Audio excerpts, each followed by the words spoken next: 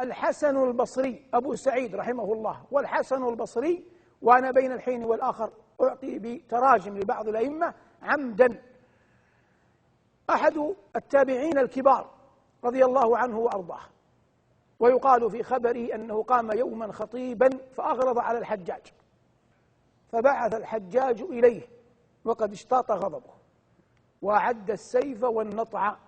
النطع الجلد الذي يجلس عليه من يراد قتله، ودعا السياف وأرسل إلى الحسن، فدخل الحسن، فلما دخل الحسن مع الباب حرك شفتيه، ثم جاء للحجاج يعني في صدر المجلس، فقال له الحجاج: كيف أنت يا أبا سعيد؟ ثمة مسائل أريد أن أسألك عنها. وأخذ يسأله والحسن يجيبه، وكلما فرغ قال الحجاج له: أنت سيد العلماء يا أبا سعيد.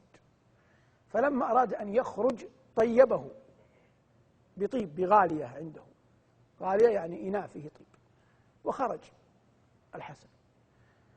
لما خرج مع الباب تبعه الحاجب الذي كان على الباب، قال: يا أبا سعيد، الآن خرج عن القصر، والله إنك لتعلم أن الحجاج ما دعاك ليكرمك، ومع ذلك أكرمك، لكني رأيتك عندما دخلت مع الباب حركت شفتيك، فأسألك بالله ماذا كنت تقول؟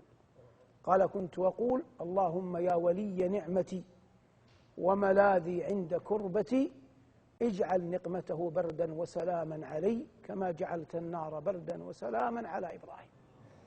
فلجأ إلى ربه فكفاه الله جل وعلا الحجاج.